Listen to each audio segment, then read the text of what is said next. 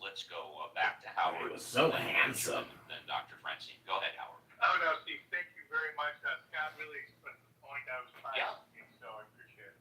You got it. And now, as promised, Benjamin, you get a fresh five, and then Dr. Francine. Go ahead, Benjamin. Yeah, well, I wanted to get back to something Scott was saying, and that is the definition of we. And America and its better angels. And there is this notion that the Statue of Liberty stands out as an invitation for people to leave the country that they can't abide and come to a country that will give them fresh hope. And the problem, I think, has become people don't want to leave. They want to come, but they don't want to leave. And it's letting go of the thing that you can't abide that's difficult. And so when people come to California from India, for example, it was the case when I was younger, people would come to America to become Americans. They would leave India because they didn't want to be Indians. But now people come from India and they bring with them all of the things that make India a place that people would rather leave than go to. Look at the migration. I don't know how many Americans are leaving America to live in India relative to the number of Indians leaving India to come to America, but it's probably like 1 million. So that gives you just a rough idea of like a measuring stick on what kind of place India is. Now, when people come from India and they come to California and they set up Indianness in California, it's great, Indian food, we love the food and everything else, right? But what's happening in California is Indian people in California are complaining to their boss, to their place of work, to their senators, the Indianness. And specifically, they're complaining that when they are at work, the people from India who are Brahmin and have, I don't know, some red tattoo on their forehead or something, are looking down at the people who are not Brahmin and treating them like shit. Because that's the way of India, is the caste system. The Brahmin are the elite class, and they have the right to shit on everybody else. And so they come to America not to leave that crap, but to bring their crap to the United States and reenact their shit in the United States. And it's not a problem, weirdly, it's not a problem for people in the United States. The Brahmin don't look down and don't treat people in the United States like shit. They treat the other people who have immigrated from India like shit. And it's the people who are leaving the country. Very often immigrants leave a country, and this will come as a shock, I know. If you're liberal in the audience, if you're left, if you voted for Kamala Harris, close your ears for a minute, because this is going to be really difficult for you to hear. It's really difficult for you to hear.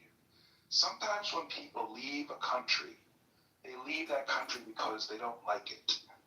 And when they go to another country, they want to get away from it. And they want to be away from the people that they are leaving. And when they come to a country and they get a job and they're exposed to the same kind of caste Brahma shit that they just tried to leave, it is really depressing. And it's a problem. And when people leave an Islamic country and come to the United States, the best thing for them would be to escape Islam. Right, but the worst outcome is that they get shuttled into a place where there's a lot of people and the imams are there and the dominants and the people who will threaten them, literally kill them if they leave Islam, are there. And they haven't escaped the very thing that they left to escape. The Sharia law is still in place. If they leave Islam, they could be killed. If they don't wear the hijab, they could be treated harshly, and et cetera, and et cetera, and et cetera. So I think that what we have to do as a country is we have to understand who we are, what the rules are here. I have known people that have immigrated from Russia. The last thing in the world they want to do is be around other Russians, because that's exactly the culture that they left. And they know how people behave in that culture. They know how the men treat the women like objects, and et cetera, et cetera, et cetera. And if you're a liberal and you voted for Kamala, you don't do this. You think that all cultures in the world are equal, and everywhere people treat each other with respect and dignity and equality. And Kamala told you that, so you believed it. It's really sad that you're in this condition, and I don't know what can be done to help you. But look, reality is a bitch, and you have to appreciate that you are infinitely better off in the United States than you would be in an Islamic country. 1 minute, Benjamin. 1 minute. So Pro challenged me with this the other day, and he said, "Well, what about Malaysia? It's an Islamic country, and it's good." And it turns out that in Malaysia, if you draw pictures of the Prophet Muhammad, you can go to prison. If you blaspheme the Prophet Muhammad, you can go to prison. You don't have freedom of jack shit in Malaysia. Okay, so I just challenge anybody here to name an Islamic country that they would send their daughter to go live in. A country that they think has good laws on the books, laws that will protect their children. And I will show you a country that will kill your child if they are gay, if they blaspheme the Prophet Muhammad, if they have opinions about religion or politics. You just don't know because you're so goddamn ignorant about the real world, and there's so little people can do to get through to you. Ranger knows that if you're a maintenance supervisor at a manufacturing facility, that your machinery isn't working right. It's not. But Japan is far from the best country. Japan would be a goddamn shithole if it weren't for the United States. Do you know what Japan was doing? 15 You know the seconds. kind of violence 15 that seconds. Japan implemented on China? That there's just a horrendous anti-civilization that was Japan before the United States got there. And fucking Canada?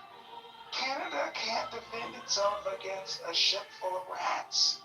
It's the United States that is creating anything that looks like civilization anywhere in the world. The reason Canada has a medical system is because it doesn't have to pay the cost of keeping the world safe for people who are atheists, who have ideas about religion, who criticize Muslim countries where the axiom is death to America and kill the infidel because it's baked into their religion.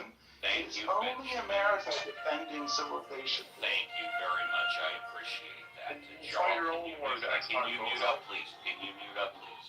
Yes, thank you. Jarl and Daniela and Doctor are new on stage, but first is Dr. Francine. Dr. Francine Hardaway, it's always a pleasure to see you. You get a fresh 5 starting now. What would you like, Doctor? I talked about what Howard said. Please do. And what Scott said in response to what Howard said. And I just want to say that we, the people, not the government. That's something we always have to